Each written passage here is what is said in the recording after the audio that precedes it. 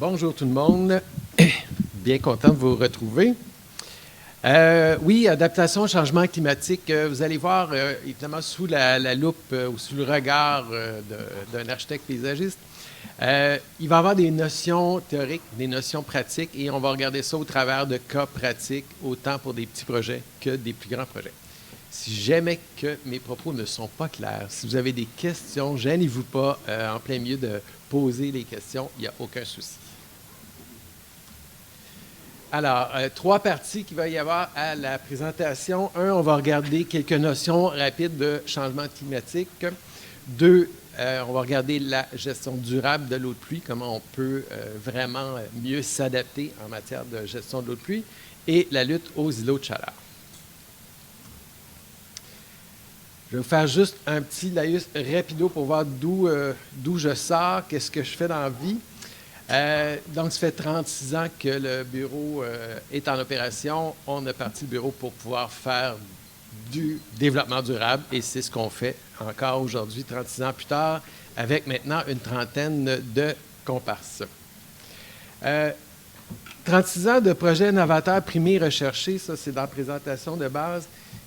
Pas parce qu'on cherche nécessairement à toujours faire des projets novateurs, mais parce qu'on a décidé d'aller en développement durable. Ça nous a amené à convaincre des gens, ça nous a amené à explorer et à pouvoir utiliser tout le temps les derniers matériaux, dernières approches qui sont disponibles.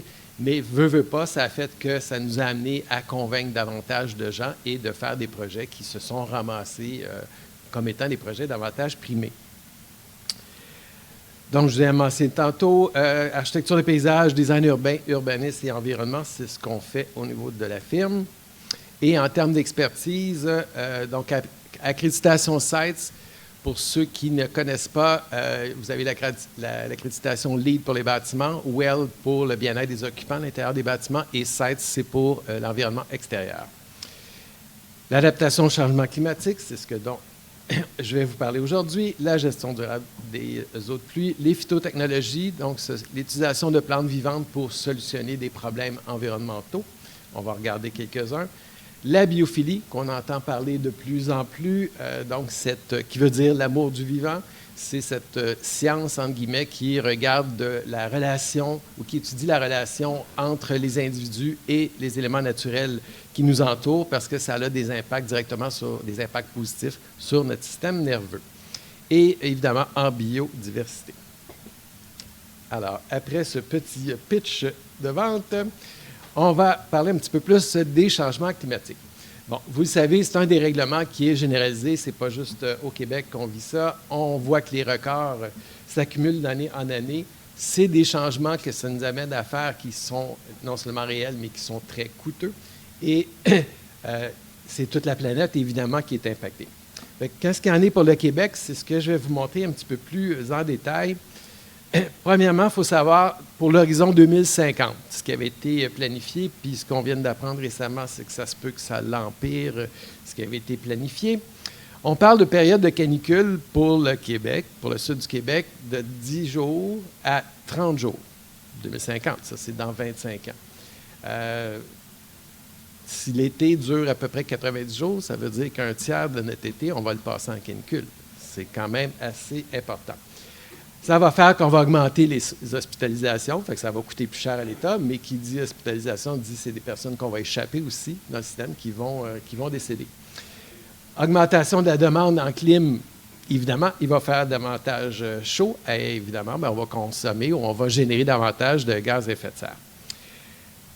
C'est 4 degrés de plus parce qu'on vise 1,5 à 2,5 maximum pour l'ensemble de la planète, mais 1,5 degrés pour l'ensemble de la planète, il faut comprendre que c'est 4 degrés pour le sud du Québec et jusqu'à 9 degrés pour le nord du Québec. 4 degrés, là, c'est majeur. Ça va avoir évidemment un impact sur nous en société. Ça a déjà un impact sur la faune et sur la flore. Au niveau de la faune, on entend parler un petit peu, il y a des espèces qui viennent du sud qui migrent davantage vers nous. On se ramasse de plus en plus avec des insectes qui sont indésirables parce que le climat est davantage intéressant pour eux. Mais c'est la même chose du côté du nord, évidemment. Donc, les espèces qui sont ici sont en train de migrer davantage vers le nord. Et du côté de la flore, c'est à une échelle moindre, évidemment. La flore progresse moins vite que les animaux. Mais on voit cette transition-là qui commence déjà à être en marche. Pour ceux qui connaissent un petit peu l'horticulture, la région de Montréal, dans les zones de rusticité, était longtemps 5B. Donc, on a jusqu'à 9 zones au Canada. Dans Montréal était 5B, on est rendu 6A. Donc, on est la même zone de rusticité que Toronto était. Toronto, évidemment, qui est rendu plus chaud aussi. Alors, je vous le montre sur une petite carte. Vous voyez les gradients de température pour toujours l'horizon 2050, 2080 même, et avec un petit agrandi, le 4 degrés dont je parlais, la zone orange pour le sud du Québec, et vous voyez jusqu'au rouge foncé, jusqu'au Bourgogne, qui est 9 degrés pour le nord du Québec. Alors, en termes de précipitations, également, les changements climatiques vont avoir leur importance. On va avoir grosso modo moins de précipitations durant l'été. Fait que oui, il va faire un petit peu plus chaud, mais ça ne sera pas évidemment régulier. On va avoir des extrêmes, vous le savez, on a des pluies qui sont assez intenses, puis après ça, on va avoir des périodes de sécheresse qui peuvent être de plus en plus importantes.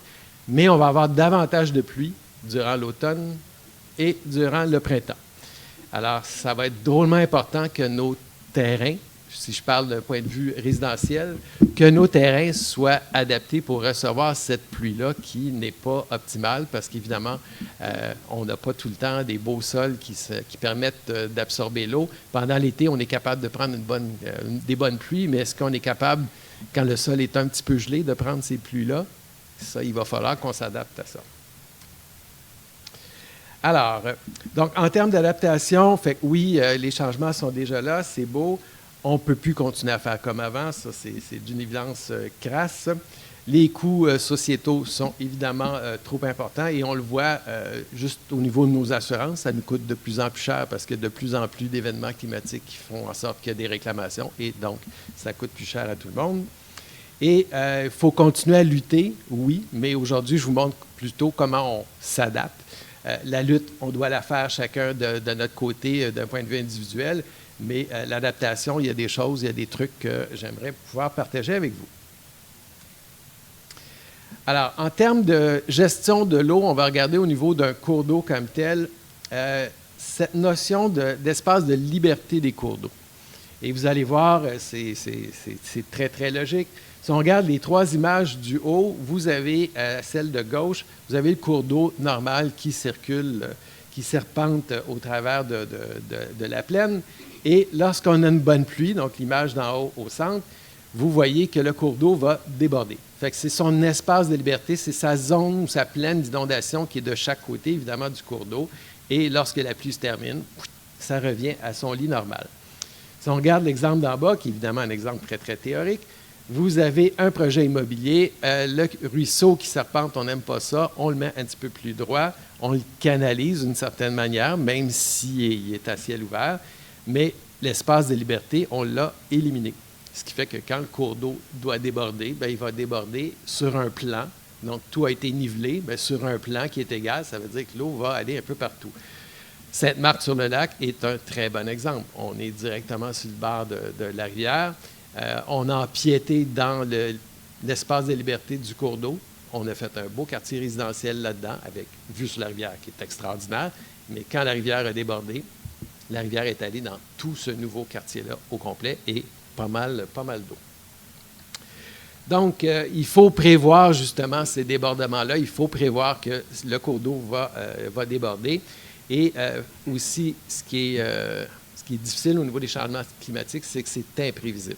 Donc, oui, on sait que ça va, je viens de vous le montrer, c'était pas pour vous faire peur, là, mais on sait que ça va être intense, ça va être plus chaud, il va y avoir plus de pluie, blablabla, mais c'est très, très imprévisible. Il y a beaucoup d'extrêmes qu'on va vivre plutôt que des climats qui étaient plus réguliers avec lesquels on était habitué.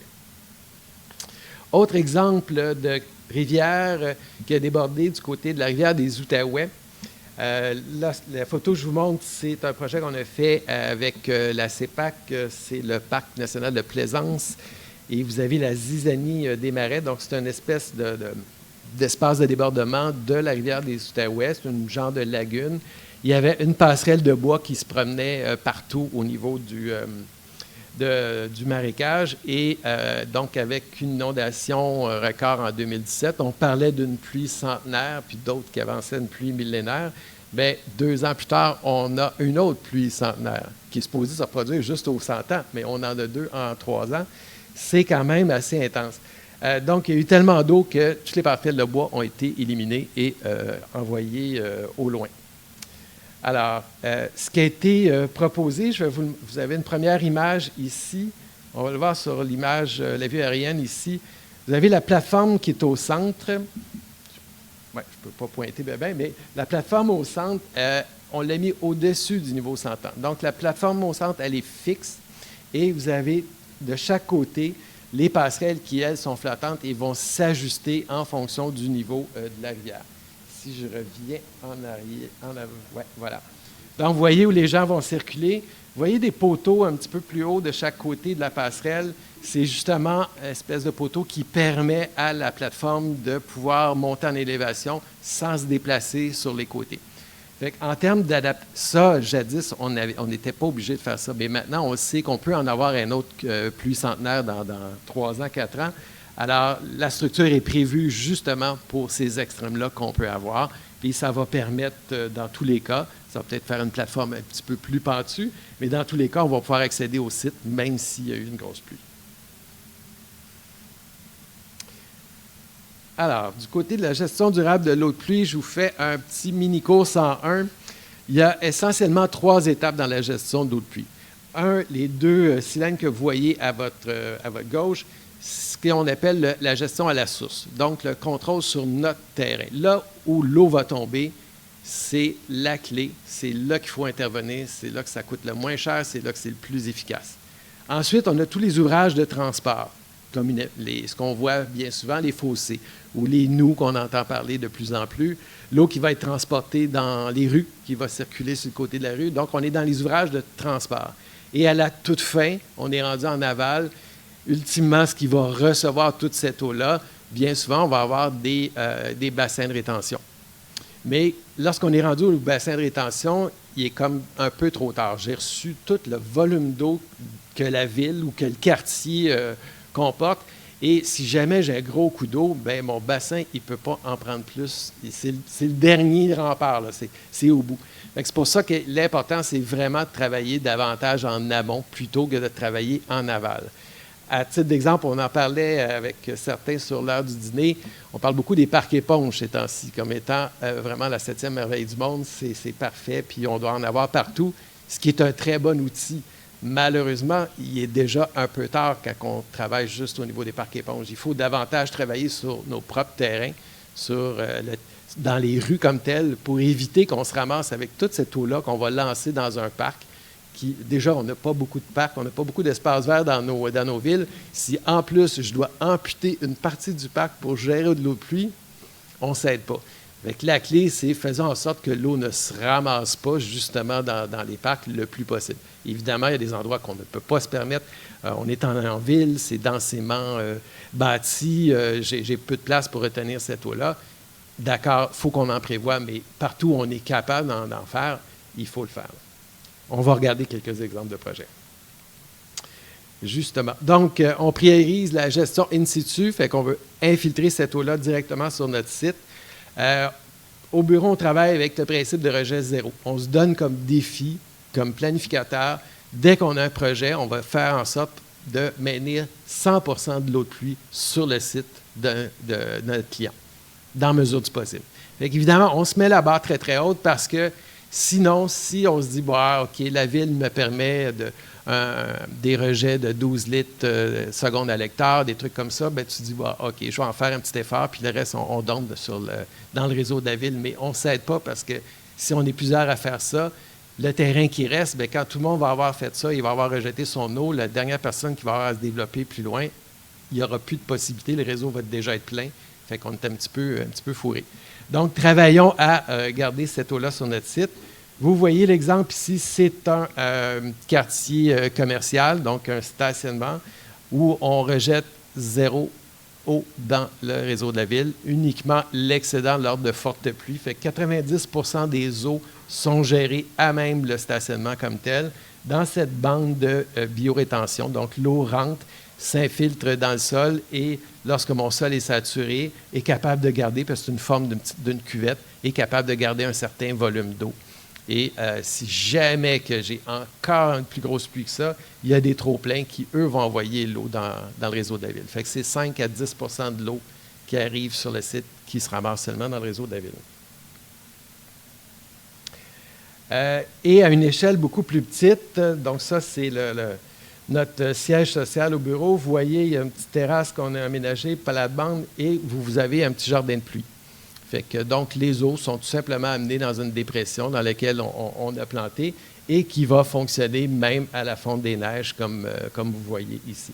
Fait que c'est vraiment facile. À peu près tout le monde est capable d'aménager un jardin de pluie sur son terrain, là. On est capable de toujours trouver un petit espace intéressant pour le faire. Alors, dans cette gestion de l'eau de pluie, il y a la rétention, comme vous pouvez voir sur l'image. On va tenter d'infiltrer dans le sol. Il y a certains sols qui ne permettent pas d'infiltrer parce qu'on a peut-être une présence d'argile ou de limon trop fin. Là, on va aller vers d'autres techniques, je vais vous montrer un petit peu plus loin. Et aussi, on est capable, cette eau-là qu'on la reçoit, on est capable de la filtrer, puis après ça, de la réutiliser ou de l'envoyer dans un milieu naturel, mais cette eau-là aura été épurée. Donc, vous voyez au début à la fin de l'hiver et vous avez en plein été la même terrasse. On parle aussi beaucoup d'infrastructures vertes dans l'aménagement de nos villes et pour cause. Je vous donne une petite définition d'infrastructure verte végétalisée. Donc, solution basée sur la nature qui regroupe les pratiques de végétalisation et les phytotechnologies permettant de résoudre différentes problématiques, notamment environnementales. Alors, les fameuses infrastructures vertes, il y en a beaucoup. Ce que je vous montre comme illustration, c'est un beau croquis qui montre à peu près tous les équipements qu'on peut se servir. Vous avez les 3 cases de gauche qui sont vraiment considérées comme étant des infrastructures vertes. Et dans les infrastructures vertes, vous avez, dans l'encadré orange, vous avez les pavages perméables qui sont aussi considérés comme étant une infrastructure verte parce que le pavage perméable permet une infiltration de l'eau dans le sol. Même si ce n'est pas végétal, là, on s'entend, quand même, ça contribue grandement à cette gestion de l'eau parce qu'on va favoriser son infiltration dans le sol. Contrairement à ce qui est au carré de droite que vous connaissez bien, des infrastructures davantage grises. Alors, toute une série d'infrastructures vertes, donc les toits et les murs végétalisés, les arbres en milieu urbain, les aires de biorétention ou les jardins de pluie, comme je vous ai mentionné tantôt, les bassins de rétention végétalisés, les marais filtrants et les réseaux verts et bleus qu'on déploie davantage maintenant dans nos villes. Du côté des toits végétalisés, je ne sais pas si Maryse en a parlé tantôt. Non, oui, non, OK. C'est la prochaine, c'est très bon. Donc, évidemment, c'est un ouvrage qui est fort intéressant pour combattre les îlots de chaleur, pour rafraîchir les bâtiments. Il faut comprendre qu'un toit végétalisé va servir davantage comme une éponge, va absorber beaucoup cette eau-là qu'on va avoir lors de bonnes pluies, mais ce n'est qu'une éponge. Elle va l'accumuler, mais va rejeter l'excédent d'eau parce qu'on n'a vraiment pas assez de sol et on n'a pas assez de végétaux pour pouvoir consommer cette eau-là qu'on reçoit. Donc, on la retient temporairement au niveau de notre toiture et on va la rejeter plus tranquillement dans le réseau. Mais bien souvent, c'est que l'épisode de pluie intense qu'on va avoir vécu va avoir passé et le réseau de la ville va être capable de prendre cet excédent d'eau-là éventuellement. Bon, évidemment, ça améliore l'aspect esthétique, ça augmente la biodiversité et ça protège les dites membranes du toit. Bon, vous avez différentes catégories en matière de toits végétalisés. Il y a les extensifs et les intensifs. Extensif, c'est que c'est très mince.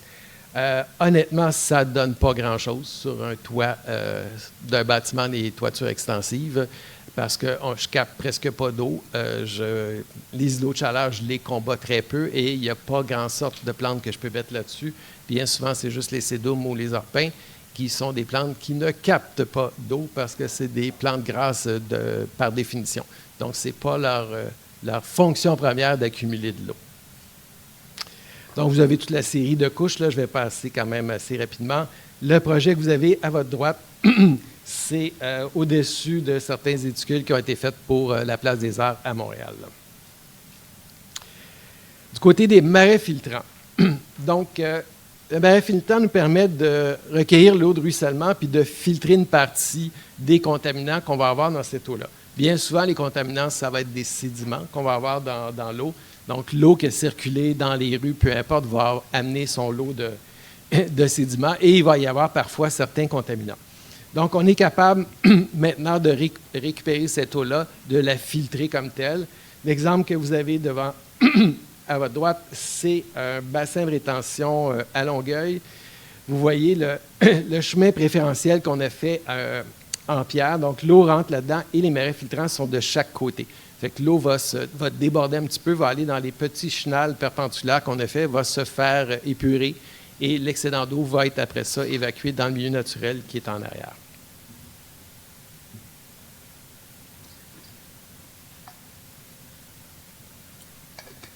Il y en a vraiment différents types. Fait que sans aller dans le détail, on fait des marais filtrants qui vont être flottants.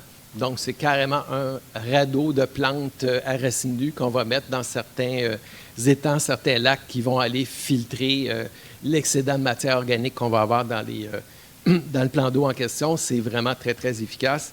Il y a des marais filtrants qui sont sous-surfaciques, donc un petit peu comme un champ d'épuration, qui va être enfoui. À chaque fois, c'est tout le temps l'association de champignons et de bactéries au niveau des racines des plantes qui vont faire l'épuration. Ce n'est pas la plante comme telle, mais c'est vraiment au niveau des racines que ça se passe. Il y en a qu'on va aménager en surface et il y en a qui vont fonctionner de manière carrément verticale. On a parlé tantôt, au niveau des jardins de pluie, l'objectif, c'est de retenir, d'infiltrer, et si jamais je ne peux pas, je peux travailler sur l'évapotranspiration.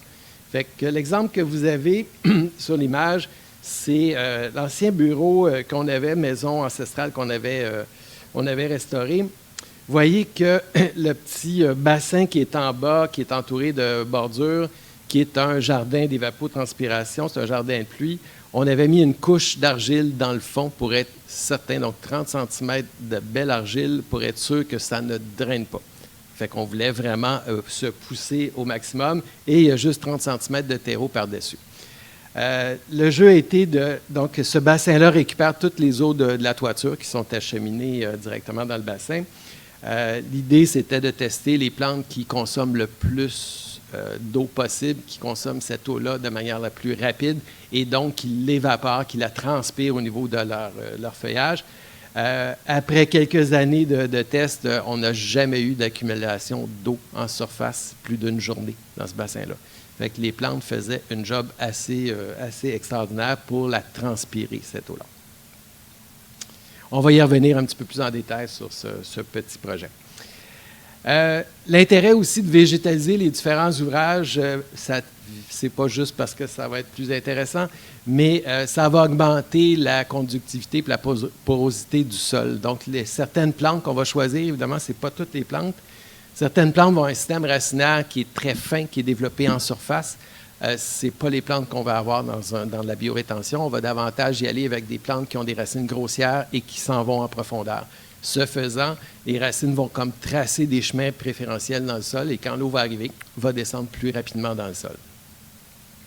Les plantes qu'on va servir pour les marais filtrants, là, on va avoir des plantes qui ont davantage de racines en surface.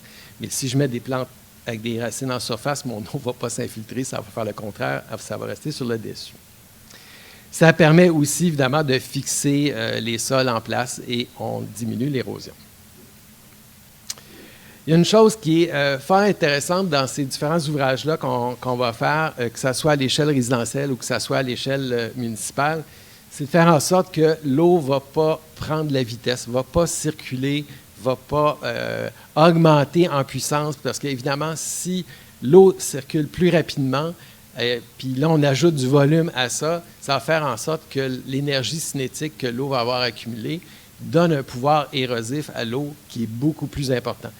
On ne veut pas que l'eau circule rapidement, on veut la ralentir le plus possible. Dans beaucoup de projets, ce qu'on fait, c'est justement, on complique la vie à l'eau. On veut qu'elle circule lentement, puis on veut l'infiltrer le plus possible.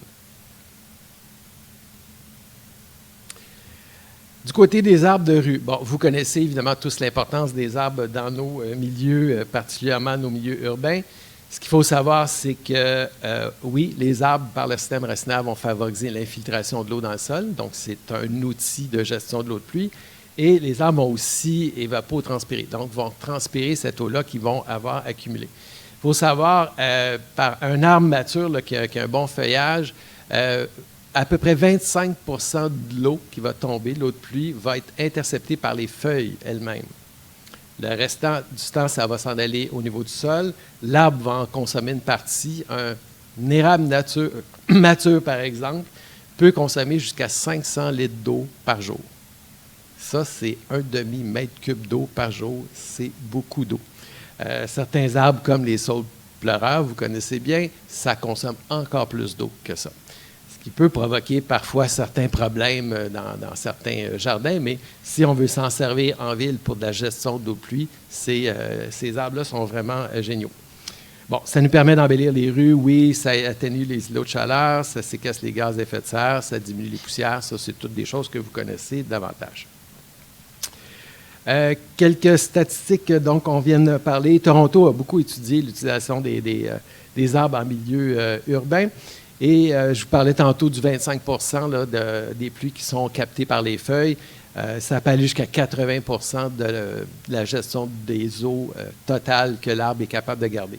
Ce qu'il faut savoir dans ce qu'on appelle les petites pluies dans le jargon, c'est à peu près ça, 75-80 des pluies qu'on reçoit sont des petites pluies et c'est gérable tout à fait avec des arbres ou d'autres systèmes végétalisés comme on vient de voir.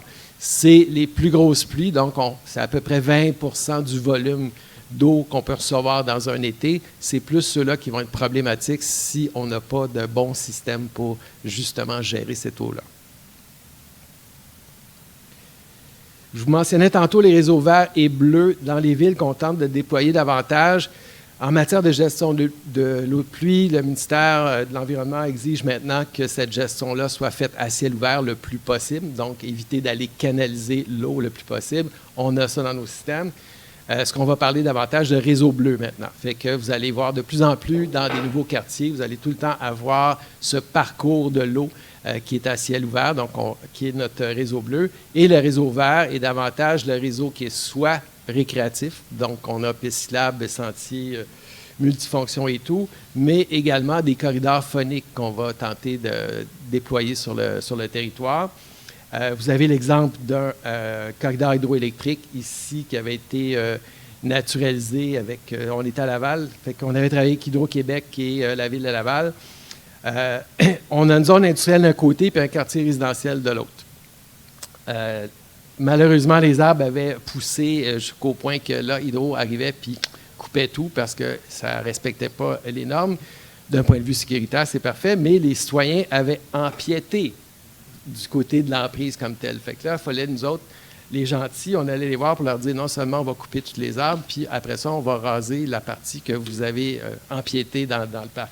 Fait que le pari qu'on a eu avec eux autres, c'est qu'on était pour travailler davantage une espèce de zone écran plus proche de leur terrain, avec principalement des arbustes, et le reste, on était pour naturaliser l'espace et le transformer en corridor de biodiversité.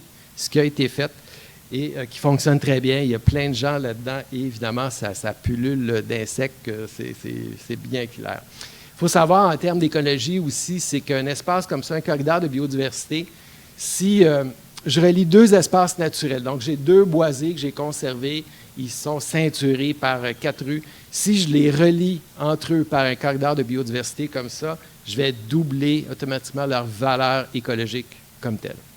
Fait que ces corridors-là de déplacement sont vraiment, vraiment importants pour la faune aussi, pas juste pour l'humain. Oups. Oui, donc ça, c'est pas mal ce qu'on vient de discuter.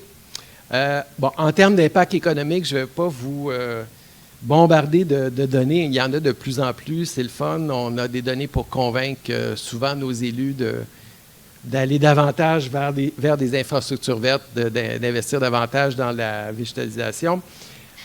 Vous connaissez les fameux bains de forêt ou les marches en forêt. Ça a un impact directement sur le système nerveux, comme je mentionnais tantôt. C'est le système parasympathique, donc les fonctions involontaires qui sont impactées positivement. Si vous avez des arbres matures dans votre quartier, bien souvent, ce qui a été constaté, c'est que les maisons vont prendre davantage de valeur. La même chose pour ceux qui ont, puis ça vous le savez pas mal, là, des vues directement sur l'eau, sur un plan d'eau, ça peut être jusqu'à 59 de la valeur de la maison qui peut être à la hausse.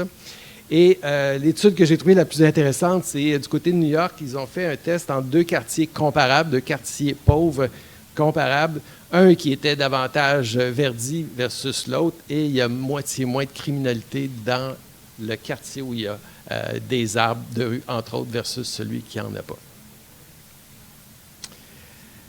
Et des impacts sur la santé, donc au-delà des impacts économiques, oui, c'est des choses qu'on sait, mais ce n'est pas des choses sur lesquelles on met trop d'importance et on devrait le faire davantage. Ça diminue la température ambiante, oui, c'est clair. On va le voir dans la dernière partie de la conférence. Ça filtre les polluants, oui. Pas juste les polluants atmosphériques, mais les polluants dans le sol, on en a de plus en plus. Ça diminue le stress et ça diminue évidemment l'anxiété. Alors, allons voir quelques projets en matière de gestion de l'eau de pluie. On l'a vu tantôt, cette petite maison ancestrale. Fait que l'objectif, c'est on récoltait les eaux de la toiture. Après ça, au travers de la gouttière, on avait un système de tuyauterie où vous commencez à l'apercevoir dans le centre de la photo en haut, donc qui est caché dans le haut complètement. Et cette eau-là va se répartir sur 4 bacs de plantation qu'on a mis à même la terrasse. Donc, à même le balcon d'entrée. Donc, vous avez le petit circuit qu'on avait identifié pour nos visiteurs ici. Fait que vous avez l'eau qui tombait dans les 4 bacs ici. La petite flèche se promène, oui, c'est bon. Et après ça, l'excédent d'eau passait dans les petits H-beams que vous avez vus sur les précédentes photos. Et ça terminait dans notre grand bassin d'évapotranspiration. Fait que vous voyez... donc, l'eau circulait par des fils métalliques qu'on descendait jusqu'au bac de plantation. Donc, à chaque pluie qu'il y avait, il y a des passants qui arrêtaient sur le trottoir pour regarder cette eau-là qui tombait et qui glissait le long des fils.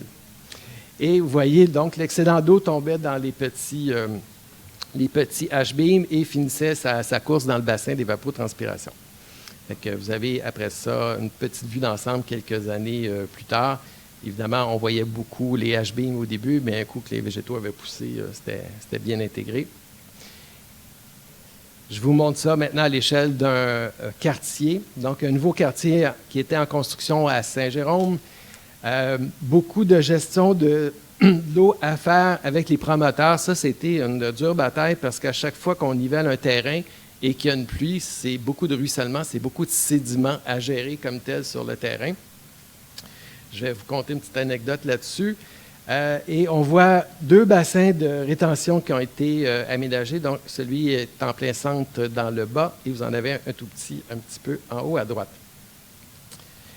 Ça, c'est le plus gros qui a été aménagé. C'est un des premiers au Québec qui a été aménagé avec retenue permanente en eau. Donc, c'est un bassin de rétention qui reçoit de l'eau, mais on garde tout le temps une réserve d'eau dans le bassin comme tel, fait que ça a davantage l'aspect d'un étang comme tel, mais étang qui va prendre beaucoup, qui va monter en élévation quand on a une forte pluie.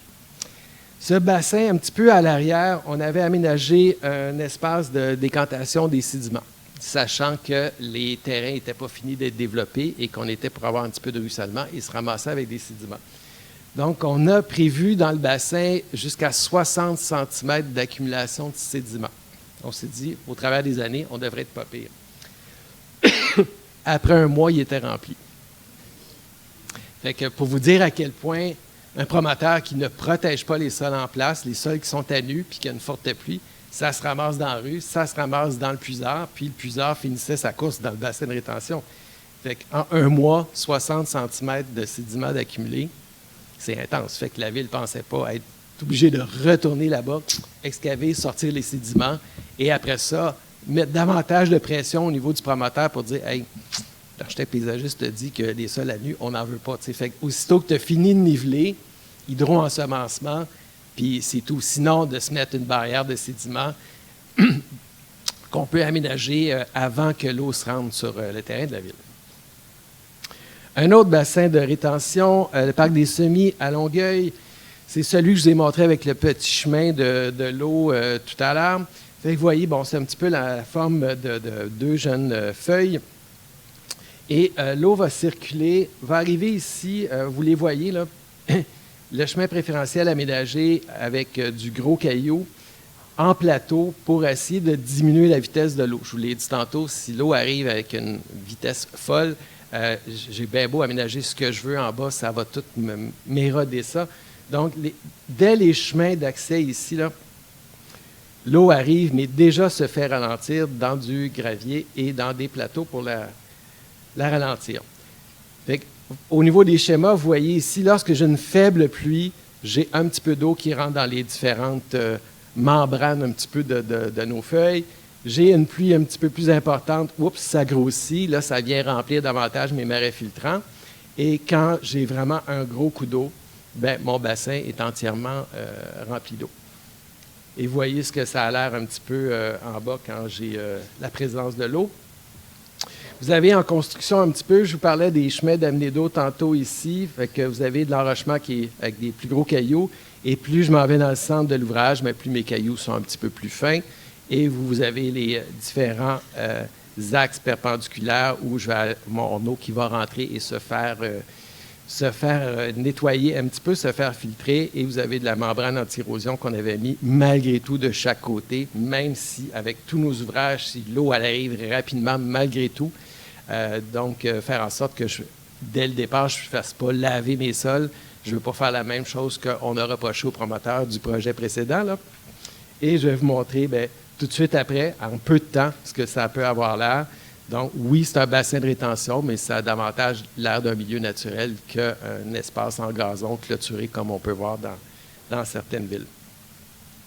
Et la gestion au niveau du bassin de rétention, bien, on a travaillé en plateau comme ça pour faire en sorte qu'il y ait des espaces qui soient au-dessus du niveau d'eau, qu'on puisse, là, vous avez une petite placette d'observation, il y a des espaces de jeu pour les enfants et tout, fait qu'on a vraiment maximiser l'utilisation de l'espace plutôt que de creuser très peu profond, mais à la grandeur du site, puis quand il pleut, ce n'est pas utilisable.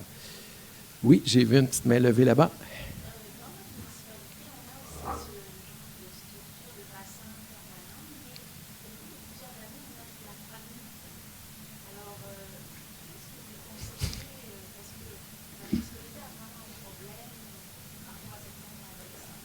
Elle n'est pas seule. Je pourrais discourir 2 heures sur le phragmite, oui. C'est une plante exotique envahissante qui est drôlement problématique, a un comportement des plus agressifs. Fait que la façon de mieux combattre le phragmite, c'est d'augmenter la profondeur d'eau. Fait que jusqu'à 30 cm d'eau, le phragmite est capable de se développer. Au-delà de 30 cm, le phragmite, c'est difficile. Puis il y a un truc très, très facile, c'est que si jamais il y a de l'eau et qu'il y a de la phragmite, c'est d'aller faucher sous le niveau d'eau. Noyer la plante carrément. Fait que la plante va réessayer de faire quelques tiges, on repasse, on coupe, puis on s'en débarrasse. Ça, c'est quand il y a de l'eau. Quand il n'y a pas d'eau, la phragmite, là, c'est toute une bataille. Là. Alors ça, je pourrais en parler longtemps. Là, je vous montre un projet urbain tout autre, le projet des lieux publics Bonaventure. Donc, le démantèlement de l'autoroute surélevée qui a été fait il y a 9 ans, je crois, maintenant. L'autoroute surélevée que vous voyez à l'écran qui était faite pour l'Expo 67, évidemment, le béton était roi et maître et on faisait tout ce qu'on voulait. L'objectif, c'était de créer une nouvelle porte d'entrée pour Montréal. Fait que vous voyez comme petite vue aérienne des 4 espaces publics qui ont été aménagés, quelques espaces verts. Et c'est sous l'aspect de la gestion de l'eau que je voulais, évidemment, vous le montrer. 85 % de la gestion de l'eau de pluie se fait in situ, fait à même le site. Donc, il y a juste 15 % qui est rejeté dans le réseau de la ville. Malgré que je suis en plein centre de voie presque autoroutière, là, on est au niveau du sol, là, mais ça circule sur le boulevard Robert Bourassa maintenant. Ça circule quand même assez vite. Mais cette eau-là que je reçois, je la garde et c'est tout à fait possible. Je vais vous le montrer un petit peu en image. Et je vous parlais de la certification CITES tout à l'heure. Certification qui axe davantage sur l'interaction avec les utilisateurs. À titre d'exemple, tout ouvrage de gestion de pluie qu'on doit faire sur un site qui va être certifié CITES, 85% des ouvrages doivent être visibles. Je dois les expliquer. Donc, l'espace que je crée doit servir à des fins didactiques. Fait que c'est vraiment, vraiment génial. Vous avez quelques exemples ici. Donc, un espace de jeu, un espace d'entraînement. Vous avez des plates-bandes, mais c'est en fait, ce sont des jardins de pluie. Fait que les plates-bandes sont faites pour recevoir cette eau-là et l'infiltrer dans le sol. Ça aussi, un autre jardin de pluie. Vous avez des dalles en apparence plates, mais elles ont quand même une certaine épaisseur. Les dalles nous permettent de traverser le jardin de pluie, même lorsqu'il pleut, sans que ça nous mouille les chaussures. Alors, vous avez une vue d'une partie, et ça venait juste d'être réalisé. Là, c'est beaucoup plus mature aujourd'hui. Bon, quelques statistiques sur toute la quantité d'eau. Pardon. Fait que vous voyez à peu près 300 arbres qui ont été plantés. Ben, après 30 ans, c'est 30 000 mètres cubes d'eau qu'on va avoir été capable d'intercepter comme tel. Un autre projet, on est dans l'arrondissement Annecy-Cartierville, près du pont Villot. C'est le bâtiment Énergie-Net 0 que l'arrondissement avait réalisé, donc qui produit autant d'énergie qu'il en consomme via des panneaux solaires. On nous avait mandaté de faire en sorte que ça soit un pavillon modèle et donner le plus d'informations possible aux citoyens de ce qu'ils peuvent faire pour s'adapter au changement climatique. Alors, je vous montre l'ouvrage principal qui a été fait. Donc, c'est toute une série de bassins qui reçoivent non seulement l'eau de pluie du site comme tel, parce qu'on a un trottoir qui amène au bâtiment, mais on a extensionné pour prendre l'eau de pluie également de la rue. Donc, l'eau arrive dans les bassins et va se déverser un dans l'autre. Et tout ça, c'est tous des marais filtrants, comme je vous ai montré juste avant. Et ultimement, l'excédent d'eau va se ramasser à la rivière des Prairies qui est juste à côté, mais c'est une eau épurée que je vais rejeter dans la rivière plutôt que d'avoir une eau qui est remplie de sédiments, comme on avait jadis, parce que l'eau descendait la rue Basile-Routier et finissait sa course directement dans la rivière. Tandis que là, c'est via des marais filtrants, fait qu'on va avoir une eau de qualité. Ouais. Donc, il y a eu aussi toits végétalisés qui ont été aménagés pour montrer aux citoyens, chauffage solaire de l'eau et j'oublie autre élément qu'on avait mis aussi pour les citoyens. À l'échelle d'un... là, on est d'une aréna dans l'arrondissement Pointe-aux-Trembles, Rivière-des-Prairies. Je vous parlais de pavage perméable. Tantôt, ça en est un exemple. Donc, cette eau-là s'infiltre entièrement au niveau du stationnement. Comme tel, c'est des pavés de béton qui sont légèrement plus espacés. On a un petit gravier drainant entre les deux. Fait qu'à chaque fois qu'il y a de l'eau, ça s'infiltre. Et au lieu d'avoir de la pierre concassée compactée en dessous, c'est de la pierre nette, de la pierre concassée nette. Donc, beaucoup un bon réservoir pour accumuler toute cette eau-là. Oui?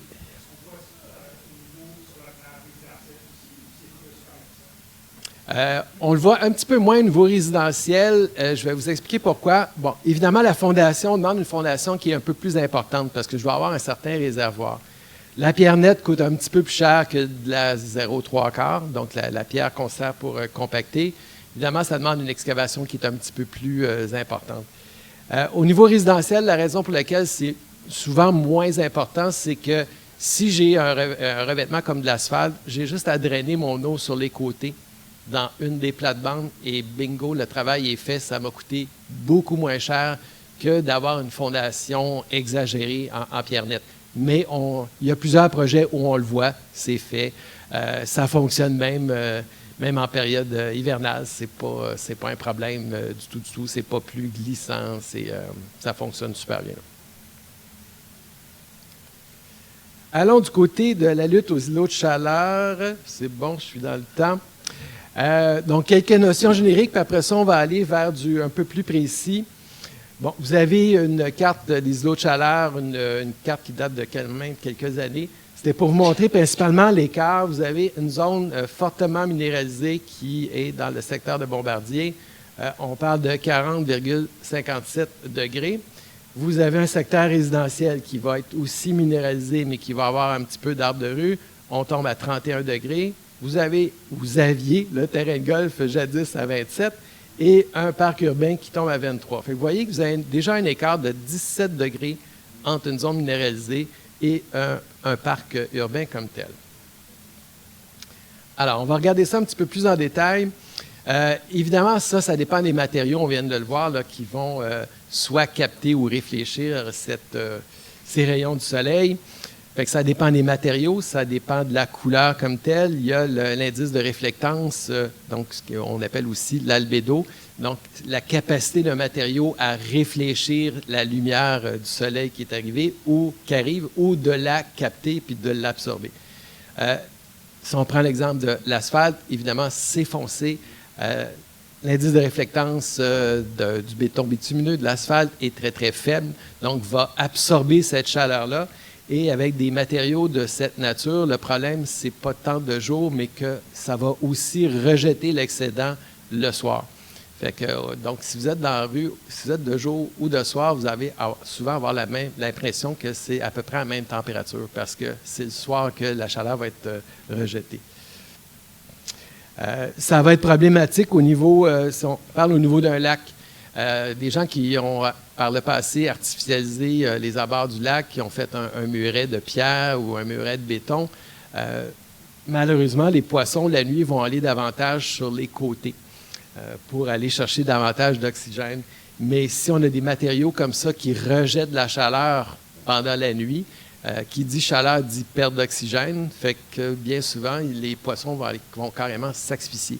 Fait que vous allez voir sur le bord de l'eau, sur le bord de muret, il y a souvent des poissons morts qu'on retrouve le lendemain matin, contrairement à un abord qui est davantage végétalisé.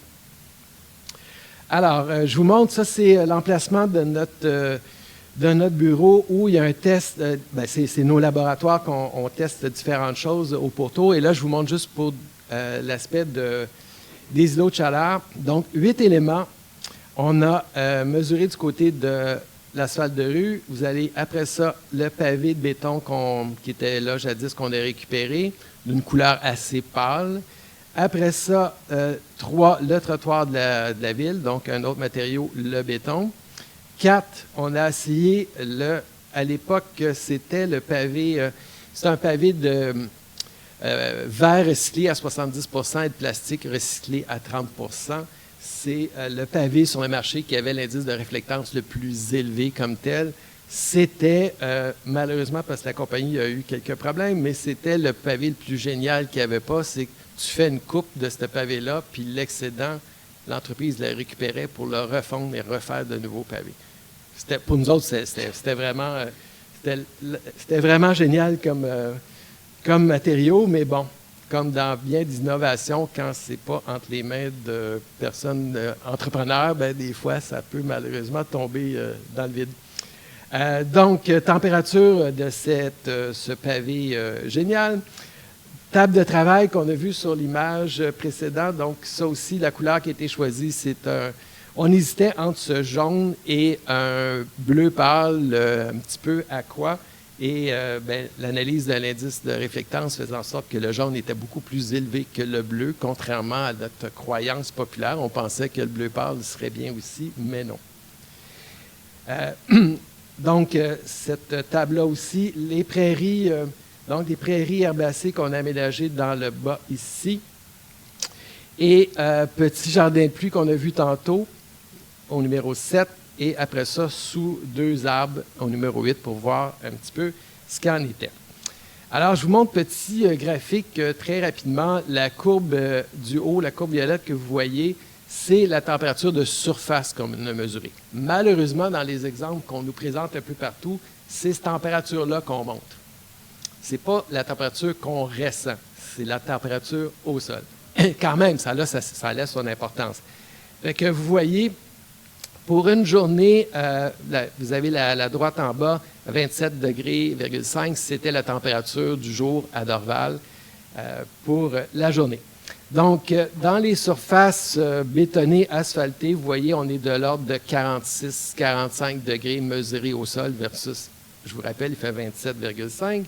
Et plus je m'en vais vers le jardin de pluie, ça, c'était notre champion cette journée-là, lui, il était juste à 32 degrés à peu près, mais quand même plus élevé que la 27,5 température de l'air.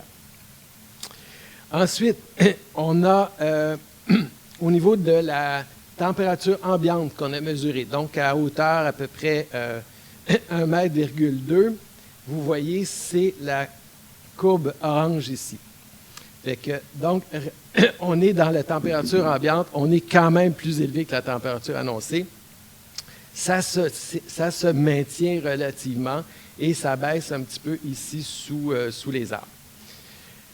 Là, je vous montre la grise comme telle, ce qui est la température de l'air corrigé qui ressemble un petit peu au ressenti quand on vous parle de facteur humidex et tout. La température de l'air corrigé comporte plusieurs éléments. C'est utilisé davantage du côté des travailleurs, donc en santé et sécurité au travail. Donc, ça considère que le travailleur porte un vêtement de coton, ça considère plusieurs trucs. Et vous voyez que cette température-là est quand même beaucoup plus élevée que la température annoncée comme telle, fait qu'on est de l'ordre de 10 degrés de plus. Ça monte un petit peu, mais là, ce qui nous a un petit peu surpris, c'est que du côté du beau pavé blanc qu'on avait, bien, la température, c'est une des plus hautes. Là, c'est pas normal, ça ne devrait pas avoir lieu.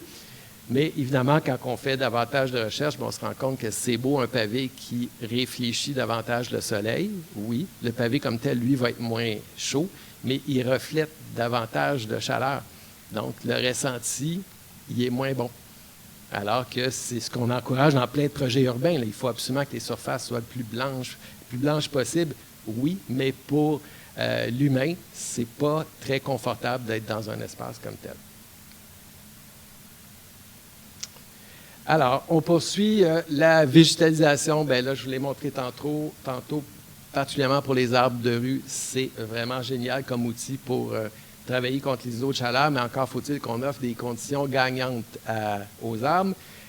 Bien souvent, on les plante dans un petit carré de 3 pieds par 3 pieds par 3 pieds ou 1 mètre par 1 mètre, sachant que les arbres de rue à Montréal ont une durée de vie d'à peu près 7 ans. C'est beaucoup d'efforts pour 7 ans seulement de croissance.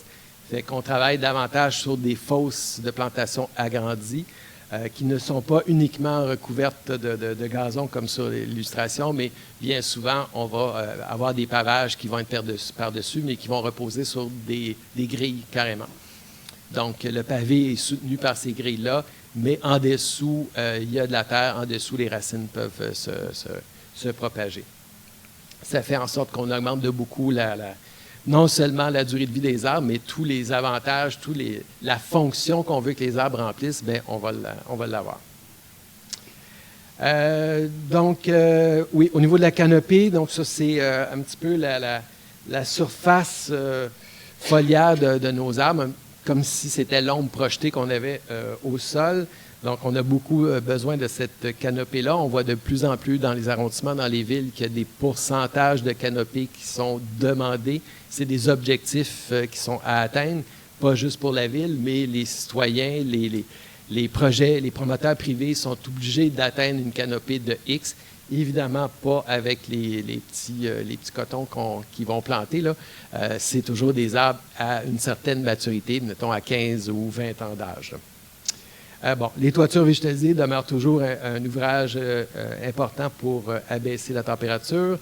On vient de le voir avec les exemples des différentes surfaces. Bien, plus on va diminuer les surfaces minéralisées, bien, plus on va s'aider au niveau des îlots de chaleur. Et évidemment, travailler sur des surfaces végétales, mais qui peuvent avoir plus d'une fonction. Pas juste avoir une fonction décorative ou de biodiversité, mais certains espaces gazonnés peuvent être utilisés à titre fonctionnel, à titre d'activité comme telle.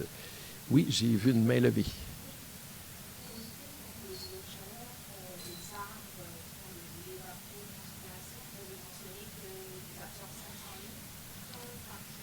peuvent aller jusqu'à 500 litres, oui. Ah, c'est une bonne question. J'ai pas le chiffre. C'est quand même assez important parce que sur le 500, si on prend l'exemple du 500, je crois que l'arbre, je pense que c'est à peu près, il va en avoir besoin de 250-300 pour sa structure comme telle et le reste va être carrément rejeté dans l'air. Mais je ne pourrais pas donner un pourcentage précis, mais c'est une bonne question. Mais bien souvent, un endroit où on va, où il y a beaucoup d'arbres matures, on se sent bien, c'est en bonne partie, pas juste à cause que c'est un peu plus frais, mais c'est parce que c'est un petit peu plus humide. C'est plus frais, l'humidité est moins élevée, là. En termes de chaleur, j'entends. Et là, je vais finir avec quelques exemples de projets aussi de différentes échelles. Allons du côté d'un hôpital, celui de Cité de la Santé à Laval. Mandat de départ, petite anecdote, le mandat de départ était une étude de positionnement pour un gym vert. Donc, l'institution voulait établir à l'extérieur un gymnase pour que les employés et même certains patients puissent aller faire des activités à l'extérieur. Donc, on nous a demandé, positionne le gym vert au meilleur endroit possible sur le terrain. Avant de faire cette implantation, on a fait une analyse de l'ensemble du site. Et ce qu'on a démontré à la PDG de l'époque, c'était que la Cité de la Santé était le plus gros îlot de chaleur de l'ensemble du secteur de Laval, secteur centre. Fait que, donc, la PDG n'a pas aimé ça du tout, d'avoir ce titre peu glorieux. Donc, elle dit, OK, là, ça n'a pas de bon sens. Là, je vais aller établir un gym vert, mais dans une zone de l'eau de chaleur, c'est du n'importe quoi. Fait qu'on a modifié le mandat pour que ça soit davantage un plan directeur sur le développement durable, mais sur un horizon de 10 ans. Fait que vous avez différentes choses qui ont été proposées et on va le voir en image. Certaines choses ont été réalisées. Ça, c'était l'emplacement du gym vert. Et après ça, des stationnements éco-responsables qui ont été proposés à chaque fois qu'il y avait une réfection qui était prévue. Donc, évidemment, ce n'était pas de démolir tout de même matin puis d'aménager ça à grands frais, mais à chaque fois qu'il était pour avoir une intervention, l'idée, c'était d'aller vers cette approche axée sur le développement durable. Donc, certaines toitures végétalisées, parce que la capacité portante de certains toits ne le permettait pas, c'est parfait. Donc, il y avait certains qui avaient été identifiés. Et on avait plein de zones aussi qui étaient tout simplement mis surface gravier au cas où qu'on ait besoin d'espace de stationnement supplémentaire, ce qui a été prouvé qu'il n'était absolument pas nécessaire, ces espaces-là. Donc, je vous montre un des stationnements qui a été réaménagé. Vous avez, un petit peu comme on a vu précédemment, donc il y a plusieurs ABC qui sont faites au niveau de la bordure. Et l'eau des stationnements rentre dans l'espace végétalisé. Il y en a toute une série comme ça. Vous voyez, c'est assez luxuriant, c'est très rempli. Il n'y a pas beaucoup d'entretien à faire là-dedans parce qu'évidemment, ça déborde de végétaux. Et vous avez justement un des points d'entrée. Je vous parlais tantôt d'enrochement. Bien, les roches sont là pour retenir les sédiments, pour ralentir la course de l'eau, encore une fois. Et là, quand l'eau est ralentie, bien, peut aller dans notre système végétalisé. Tout ça va s'infiltrer dans le sol, tout ça va nourrir les plantes. Et vous avez caché un petit peu ici, vous avez le trop-plein qui, lui, un coup que j'ai vraiment trop d'eau dans le système, va aller dans le trop-plein et s'en va dans le réseau de la ville. Donc, l'idée, c'est ce qu'on a réussi à les convaincre, c'est de transformer un petit peu ces pertes-là qu'on avait, mais en opportunité de faire en sorte que ça ne soit plus le pire îlot de chaleur du secteur et faire en sorte que ça soit vraiment une institution modèle qui veut vraiment embrasser cette nouvelle façon de faire là parce que ça n'a pas de maudit bon sens. On est là pour guérir le monde, mais les employés qui sortent, on les met dans un gros îlot de chaleur. Le gym vert va se faire sous peu. Il y a différents corridors de déplacement actifs qui ont été prévus pour justement les employés qui veulent s'entraîner, pas juste dans le gym, mais qui veulent circuler sur l'ensemble de l'espace. Et on a proposé de travailler ça avec la municipalité pour faire en sorte que l'espace soit davantage transformé un petit peu comme étant un parc, pour faire en sorte que oui, de semaine, c'est merveilleux, ça va servir davantage à la clientèle de l'hôpital, mais les week-ends et le soir, bien, ça puisse servir aux citoyens comme tel. Fait que l'entente était que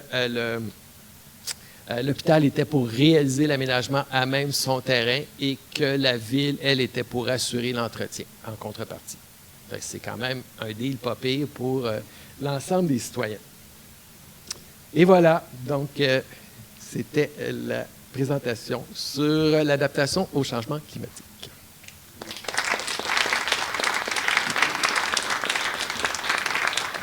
Est-ce qu'il y a des questions? Gênez-vous pas si vous avez des cas précis, vous avez des cas pratiques.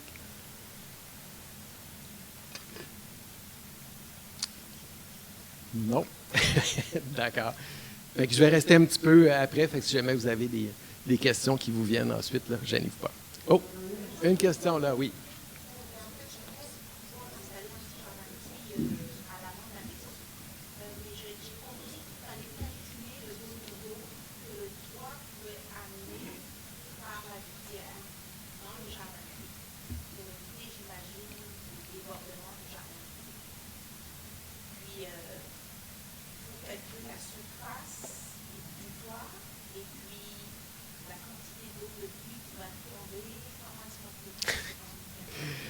On n'est pas obligé de le faire. Oui, tant mieux, on peut savoir exactement quel volume, mais là, ça dépend du type de pluie qu'on va recevoir. Fait que c'est pour ça que c'est un petit peu compliqué, mais l'objectif, c'est d'en faire un à la base qui va capter le plus qu'il est capable de capter, mais tout de suite prévoir c'est où ça va déborder. Donc, prévoir que le débordement, lui, ne sera pas problématique. À titre d'exemple, on ne veut pas que le débordement s'en aille sur le mur, sur le solage de la maison. Parce que même si on a un beau drain français, on ne veut pas courir de risque. Fait qu'on va prévoir que ce débordement-là aille ailleurs. Il peut aller dans une plate-bande à côté, il peut aller dans une surface gazonnée, ou malheureusement, ultimement, pourrait finir sa course sur le trottoir qui est à côté. C'est pas grave, vous aurez fait déjà à la base votre effort de guerre pour capter une partie, puis infiltrer une partie de cette eau-là, puis l'excédent, vous aurez malheureusement à le rejeter dans le réseau de la ville. Mais c'est plus simple ainsi, donc on prévoit ce qu'on est capable de faire. Et lorsqu'on embarque dans cette conception, vous seriez surpris de voir toutes les plantes qu'on est capable de mettre dans des conditions-là qui vont être beaucoup plus belles que si on met dans une plate-bande normale parce que de temps en temps, vont recevoir plus d'eau que certaines plantes. Il y en a vraiment de très belles. Il y a des plantes, bien souvent, qu'on n'est pas capable de mettre dans nos jardins parce qu'ils demandent un niveau d'humidité qui est plus élevé. Dans un jardin de pluie, on peut se le permettre. Ce qu'il va falloir faire attention, c'est évidemment si on se ramasse avec des périodes de sécheresse un petit peu plus importantes, mais là, ça peut mettre les plantes à risque. Mais règle générale, il y a beaucoup de végétaux qui peuvent aller dans ces jardins de pluie-là. De rien. Fait que je vous souhaite un bon restant de journée. Merci.